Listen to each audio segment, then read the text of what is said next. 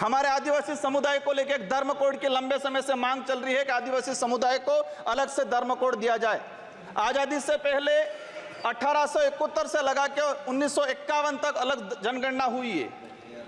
आज आदिवासी समुदाय कोई ईसाई धर्म अपना रहा है, कोई हिंदू धर्म अपना रहा है, अलग अलग जगह बटा हुआ है। आदिवासियों की आइडेंटिटी, उनकी पहचान खत्म हो रही है। आदिवासी समुदाय अपनी पहचान बचाने को लिए लड़ रहा है और लंबे समय से कह रहा है कि आदिवासियों की अलग से जनगणना कॉलम होना चाहिए, धर्म कोड होना चाहिए। झारखंड विधानसभा में प्रस्ताव पास हुआ अलग से आदिवासी धर्म कॉलम को लेके। वहां विपक्ष में भाजपा थी और भाजपा ने समर्थन दिया और कहा कि आदिवासी समुदाय धर्म व्यवस्थाओं में भले हिंदू हो ईसाई उसमें नहीं आता है, आदिवासियों की अलग परंपरा रीति रिवाज है, उनको धर्म कोड जारी किया जाए। लेकिन राजस्थान में अलग तरीके से माहौल बनाया जाता है। हम कहते हैं हमें किसी धर्म में नहीं रहना है, हमको आदिवासी है, आदिवासी रहने दिया जाए। विपक्ष दोनों ने बजट को लेके काफी चर्चा हुई। देश का जब बजट आता है तो देश का युवा एक आस लगा के बैठता है कि इस बार कुछ अच्छा होगा।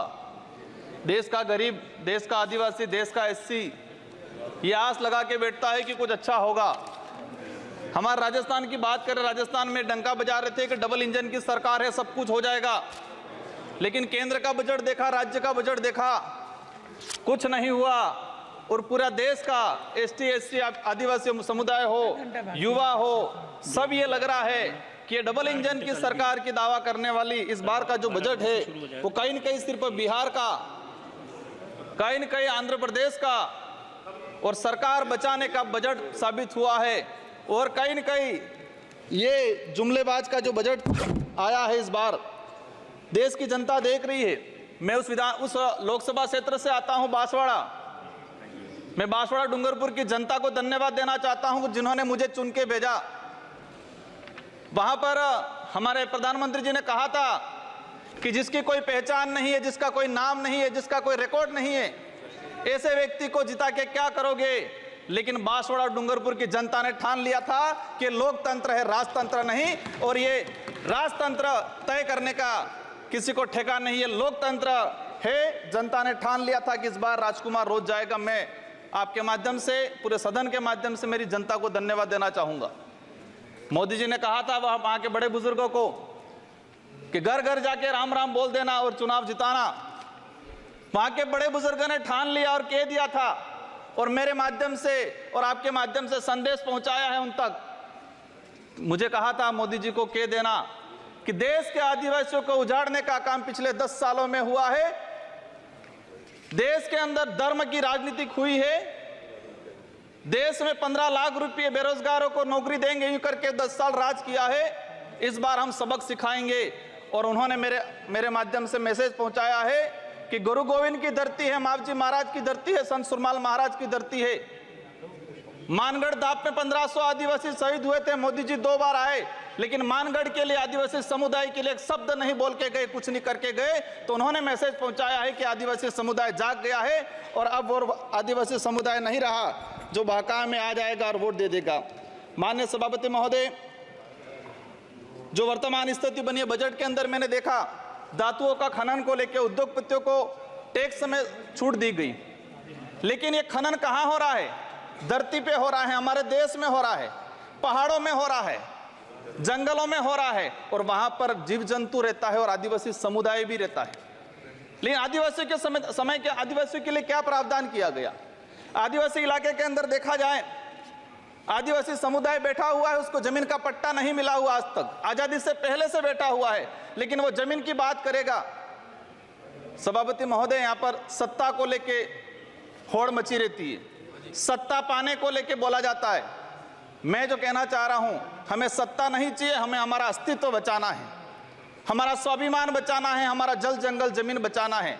और देखा गया देश के अंदर आदिवासी समुदाय जल जंगल जमीन की बात करता है तो उसको नक्सलवाद का ठप्पा दे दिया जाता है, उसको नक्सलवाद के नाम से मारा जाता है। छत्तीसगढ़ का बस्तर का इलाका हम देखते हैं, 11 साल की बच्ची को मारा जाता है और कहा जाता है कि नक्सलाइट थी। 3-3, 4-4 साल के बच्चों को मारा जाता है, गर्भवती महिलाओं को मारा जाता है। आदिवासियों की, जब भी आदिवासी समुदाय अपने हक अधिकार की बात करता है तो उसको नक्सलवाद का ठप्पा लगाया जाता है। सभापति महोदय, आदिवासी समुदाय को या एससी समुदाय को फ्री की योजना, हम कहते हैं हमें फ्री की योजना मत दो, हमें हमारा हक दो, जल जंगल जमीन का मालिकाना हक दो। और संविधान के अंदर शेड्यूल 5 के अंदर, शेड्यूल 6 के अंदर जो रिजर्वेशन पॉलिसी लागू की है उसको धरातल पे लागू किया जाए। माननीय सभापति महोदय, मैंने देखा है भाजपा अलग अलग राज्यों में अलग अलग चीज कहती है, कई जगह कहती है बीफ खाओ, कई जगह मत खाओ। हमारे आदिवासी समुदाय को लेकर एक धर्म कोड की लंबे समय से मांग चल रही है कि आदिवासी समुदाय को अलग से धर्म कोड दिया जाए। आजादी से पहले 1871 से लगा के 1951 तक अलग जनगणना हुई है। आज आदिवासी समुदाय कोई ईसाई धर्म अपना रहा है, कोई हिंदू धर्म अपना रहा है, अलग अलग जगह बटा हुआ है। आदिवासियों की आइडेंटिटी, उनकी पहचान खत्म हो रही है। आदिवासी समुदाय अपनी पहचान बचाने को लड़ रहा है और लंबे समय से कह रहा है कि आदिवासियों की अलग से जनगणना कॉलम होना चाहिए, धर्म कोड होना चाहिए। झारखंड के अंदर 11 नवंबर 2020 को झारखंड विधानसभा में प्रस्ताव पास हुआ अलग से आदिवासी धर्म कॉलम को लेके। वहां विपक्ष में भाजपा थी और भाजपा ने समर्थन दिया और कहा कि आदिवासी समुदाय धर्म व्यवस्थाओं में भले हिंदू हो ईसाई उसमें नहीं आता है, आदिवासियों की अलग परंपरा रीति रिवाज है, उनको धर्म कोड जारी किया जाए। लेकिन राजस्थान में अलग तरीके से माहौल बनाया जाता है। हम कहते हैं हमें किसी धर्म में नहीं रहना है, हमको आदिवासी है, आदिवासी रहने दिया जाए। माननीय सभापति महोदय, लंबे समय से देखा गया है, कहते हैं वनवासी, कोई कहता है कुछ और। हम कहते हैं हमारी जो आइडेंटिटी है, हमारा जो देखा गया है कई बार कि जो व्यवस्था बनी है उस व्यवस्था के अंदर हम कई बार कहते हैं हमें कुछ मत दो एजुकेशन को लेके। नई शिक्षा नीति, मुझे लग रहा है अभी घंटी बजने वाली है, मैं 2 मिनट में मेरा समाप्त करूंगा। नई शिक्षा नीति के तहत यह प्रावधान किया गया है कि 6 साल का बच्चा होगा इसके बाद उसको पहली क्लास में एडमिशन दिया जाएगा। माननीय सभापति महोदय, मैं कहना चाह रहा हूं निजीकरण को बढ़ावा देने का तरीका है ताकि प्राइवेट संस्थाएं खत्म हो, सरकारी संस्थाएं खत्म हो, प्राइवेटकरण हो, ये कहा गया है। मैं अंत में एक ही चीज कहना चाहूंगा, मेरी लोग माननीय सदस्य प्रधान बरुआ जी,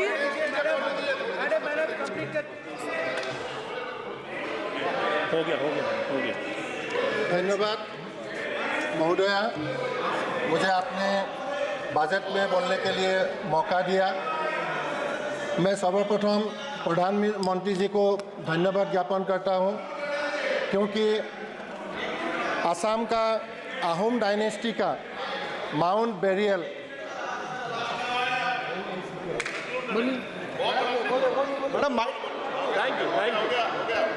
मैडम, मेरे लोकसभा क्षेत्र के अंदर गुजरात और राजस्थान का बॉर्डर है, वहां पर माही और कड़ना बना है। मैं सरकार से कहना चाहता हूं अगर आदिवासी समुदाय के लिए, उस क्षेत्र के लिए कुछ करना चाहते हो तो इरिगेशन के तहत माही और कड़ना से प्रोजेक्ट तैयार करके उस इलाके के अंदर रखा जाए। अंत में आप सबको धन्यवाद।